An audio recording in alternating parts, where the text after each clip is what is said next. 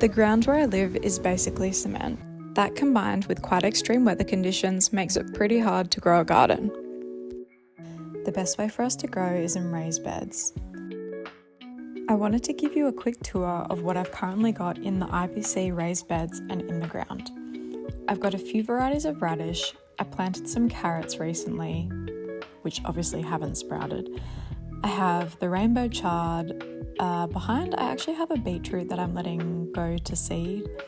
The serrano chilies that have been an absolute legend this year. It was my first year of growing chilies, which was super exciting. That's the shorter bed of the two, and over in this bigger one, this was my main bed. During the summer, it had eggplants and tomatoes in it. I'm assuming they're snapdragons that have sprouted, a little burgundy ochre which won't like the cold, so that won't last much longer, but I have a few more varieties of radish. And during the summer I really learnt the importance of having flowers for the pollinators.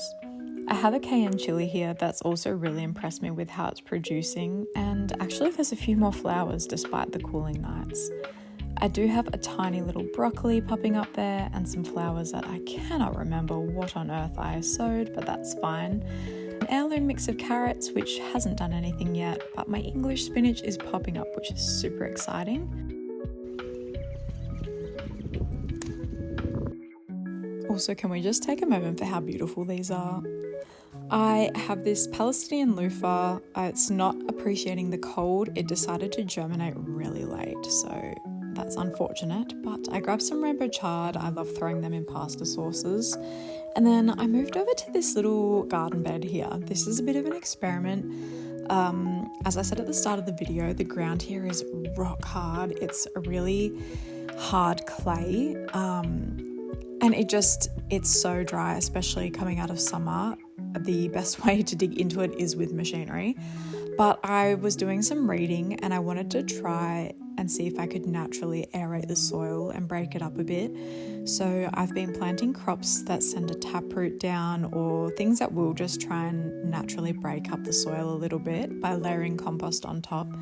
So I have got some turnips, some broad beans, like a smaller variety of fava bean, snow peas. I basically just threw a bunch of super random seeds in there that should grow at this time of year and send down some decent roots. A lot of calendula, coriander, things like that. I didn't even realise how cute Layla was being while I was throwing the weeds out of the garden. So yeah, this just gives you a bit of an idea. I really chaos gardened this. You can see the little broad beans. They're doing quite well, surprisingly. There is some turnips as well, snow peas. Yeah, you can see a little turnip growing there, which is very exciting. And also there's actually some kale at the back that grows surprisingly well in our climate. And obviously it's quite a resilient, deep-rooting crop, so that's great. We moved over to the shaded garden beds, the raised beds by the house. Everything in pots is the easiest way to go.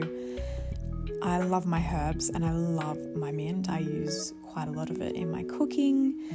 But we had quite a bad caterpillar infestation, and honestly it went to seed and went a bit leggy, so I just decided a good hackback was the best for that.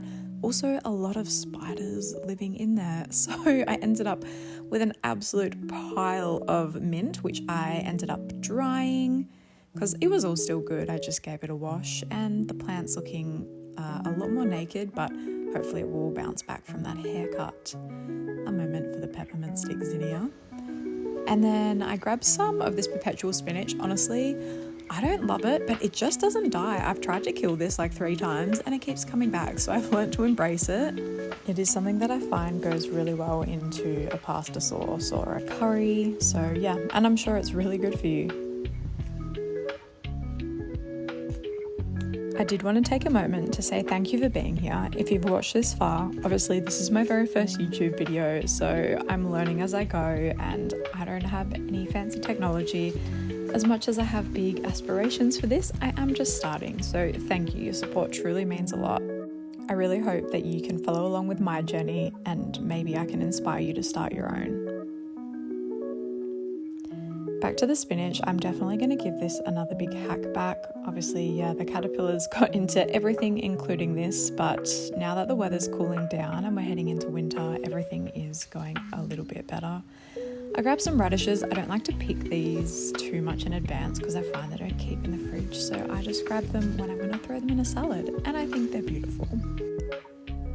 I'm a big fan of letting things just go to seed and grow wherever they feel like they're happy to grow, especially during summer, because honestly getting anything to grow here is quite challenging. I'm quite happy with the haul we got today from the garden, considering we're in between seasons. It's really nice to see. Thank you so much for watching, and I will see you in the next video.